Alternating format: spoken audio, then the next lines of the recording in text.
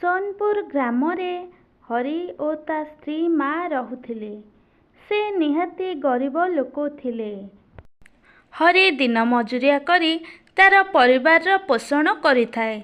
हरि सबुदिन परी सेई दिन मध्य जंगल को काठ आनिबाकू चली जाए। एपटे तार माँ सबुदिने ता स्त्री सरिता को कटु कथा कहूथाए। सरिता सबु शुणी चुपचाप धीर रही जाए। सासु तार ता उपरे भारी अत्याचार करिथाए। दिने विमला देवी देह भारी असुस्थ होइथाए। एपटे बहुटी घरे एकला रहिअछि। बाहरे जोरे वर्षा मध्य होउछि। हरि मध्य घरे नथाए। सेतिकी बेले बहुटी तार सासुर भारी जत्न नेउथाए। भारी आदରରେ तार सेवा सत्कार करिथाए।